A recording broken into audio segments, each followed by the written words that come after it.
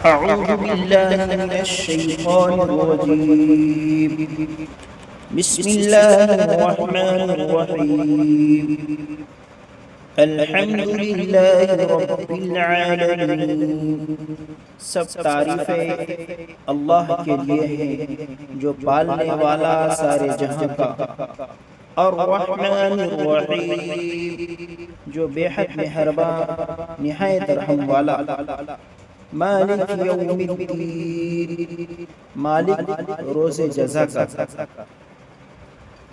یہ تو ہوا ان تین آیتوں کا ترجمہ۔ اس سے پہلے میں سورہ فاتحہ کی فضائل اور خصوصیات کچھ عرض کر دیتا ہوں۔ سورہ فاتحہ کو قرآن کریم میں بہت سی خصوصیات حاصل ہیں۔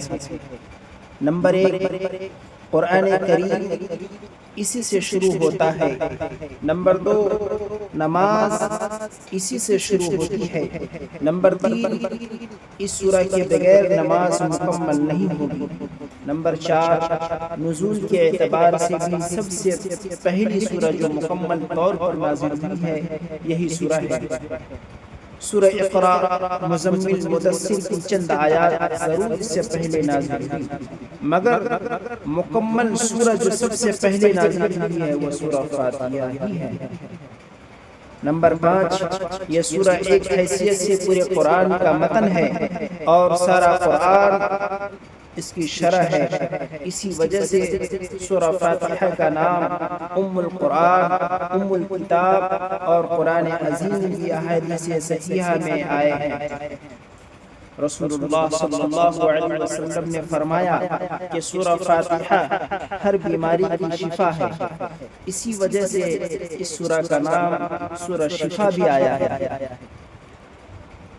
سورہ فاتحہ 7 آیتوں پر مشتمل ہے، جن میں سے پہلی 3 آیات میں اللہ تعالیٰ کی حمد و ثنا ہے اور آخری 3 آیتوں میں انسان کی طرف سے دعا کا مضمون ہے جو رب العزت نے اپنی رحمت سے خود ہی انسان کو سکھایا ہے، اور درمیانی ایک آیت میں دونوں چیزیں مشترک ہیں، کچھ حمد و ثنا کا پہلو ہے، کچھ دعا کا۔ یہ ہوا سورہ فاتحہ کی فضیلت۔ اب میں پہلی آیت کی تفسیر پیش کرتا ہوں۔ الحمدللہ رب العالمین، اس میں پہلا جملہ ہے الحمدللہ، جس کے معنی سب تعریفیں اللہ ہی کے لیے ہیں۔ یعنی دنیا میں جہاں کہیں کسی چیز کی تعریف کی جاتی ہے وہ در حقیقت اللہ تعالیٰ ہی کی تعریف ہے۔ اور دوسرا جملہ ہے رب العالمین۔ اس کے بعد اللہ تعالیٰ کی پہلی صفت رب العالمین ذکر کی گئی ہے۔ لفظ رب کے معنی عربی زبان میں تربیت اور پرورش کرنے والے کے ہیں، اور پرورش اس کو کہتے ہیں کہ کسی چیز کو اس کے تمام مصالح کی رعایت کرتے ہوئے درجہ بدرجہ آگے بڑھایا جائے، یہاں تک کہ وہ حد کمال کو پہنچ جائے۔ یہ لفظ صرف اللہ تعالیٰ کی ذات پاک کے لیے مخصوص ہے، کسی مخلوق کو رب کہنا جائز نہیں ہے۔ اور اس میں ایک لفظ ہے عالمین۔ عالم کی جمع ہے، جس میں دنیا کی تمام اجناس، آسمان، چاند، سورج اور تمام ستارے اور ہوا، فضا، فرشتے، جنات، زمین اور اس کی تمام مخلوقات، حیوانات، انسان، نباتات، جمادات سبھی داخل ہیں۔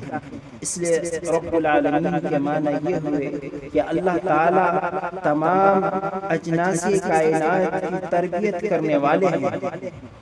ان تمام باتوں سے معلوم ہوا کہ رب العالمین ایک حیثیت سے پہلے جملے الحمدللہ کی دلیل ہے کہ جب تمام کائنات کی تربیت اور پرورش کی ذمہ دار صرف ایک ذات اللہ تعالیٰ کی ہے تو حمد و ثنا کی حقیقی مستحق بھی وہی ذات ہو سکتی ہے۔ اس لیے پہلی آیت الحمدللہ رب العالمین میں حمد و ثنا کے ساتھ ایمان کے سب سے پہلے رکن توحید باری تعالیٰ کا بیان بھی مؤثر انداز میں آ گیا ہے۔ اب میں کل انشاءاللہ اگلے آیت کی تفسیر کروں گا۔